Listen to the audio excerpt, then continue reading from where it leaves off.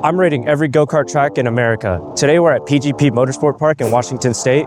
Welcome back to Tony's Track Review.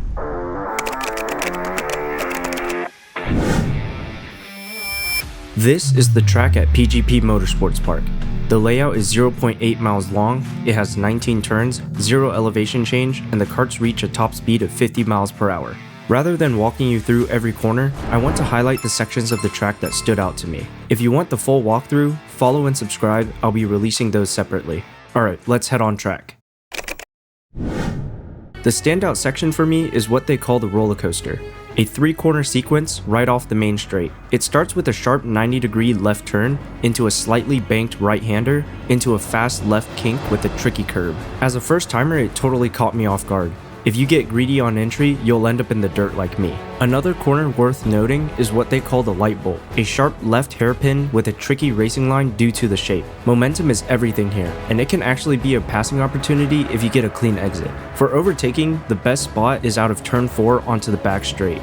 That's where I found it the easiest to overtake. And if you can't catch your opponent on the straight, just outbrake them going into turn 3. The exit of turn 1 onto the main straight is also another opportunity if you get the exit right. Turn 7 and 6 is also there if you're brave enough. Just keep it clean. The track is wide enough for wheel-to-wheel racing, and there are about 5 legitimate passing zones across the track. Surface-wise, you can see the black veins where they filled in old cracks, but it's smooth and consistent throughout. The one thing missing is elevation. This track is completely flat, and that's really the only thing keeping it from a 5. So the track at PGP earns a 4 out of 5. It has a great variety of corners, real racing opportunities, and a solid surface. It just needs some elevation to be truly elite. PGP Motorsports Park is using the Burrell N35 chassis with a 9 horsepower Honda engine. They're also equipped with a roll hoop, lap seatbelt, and adjustable pedals and seat. The fleet looks uniform and well maintained.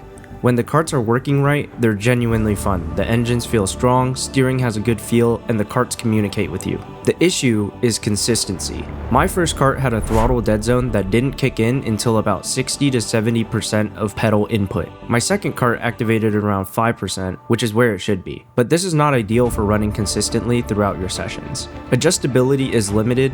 The seat had about 3 positions that you can adjust yourself. It might have had more adjustment points, I just couldn't get it to move. The pedals are staff adjusted only, with just 2 positions, either all the way back or all the way forward. The staff did come over quickly to help when I asked, but it's not the most flexible setup. The karts are going to get a score of 3.5 out of 5. They're fun when they're dialed in, but the throttle variance and the limited adjustability hold them back. PGP is really dialed in on their rental equipment. The helmets are color-coded by size with a sign to help you find the right one. They're clean, organized, and neatly placed on the shelf. Headsocks are available for $3, which is a minor ding, but they're reusable, so it's really only a one-time purchase. Lockers are there for your stuff, but they don't have locks on them though, so bring your own lock if you need one. Personally, I just left my stuff on the table and it was fine, but do that at your own risk. I'll give the rental equipment at PGP a 4.5 out of 5. The helmets were clean and extremely well organized. The headstock charge and the lockless lockers are the only things keeping it from a perfect score. So for value, I want to quickly explain how I score this since it's a little different from the last video. I built a pricing benchmark using 10 tracks across the country. The scoring bands are based on the interquartile range and the median price across the 10 tracks, so it's based on where the track actually falls relative to everyone else. So let's run the numbers on PGP.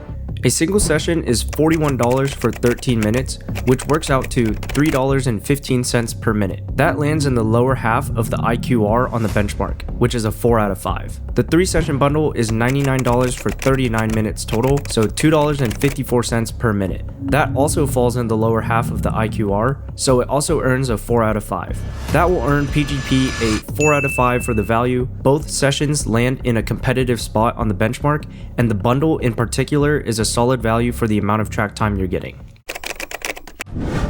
To be honest, PGP is pretty bare bones. But the thing that stood out to me was the staff. They were friendly, helpful, and knowledgeable.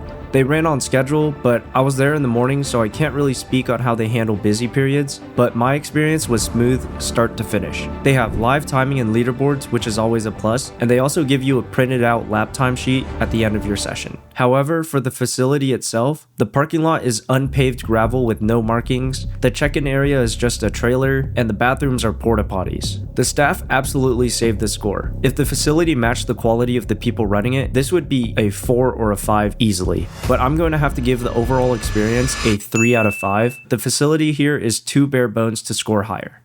That brings the final score to 19 out of 25. That's a solid score well above the recommended threshold of 15. PGP Motorsports Park is genuinely a good track. The layout is fun, the value is fair, and the staff is awesome. The kart variants and the bare bones facility are the main things holding it back. But if you're in the Seattle area and want to get some laps in, I can officially recommend PGP Motorsports Park. Alright guys, that's the end of today's episode of Tony's Track Review. Make sure to leave a like on the video if you enjoyed. Follow along for more videos like this, and also leave a comment below of where you want me to go next. See ya.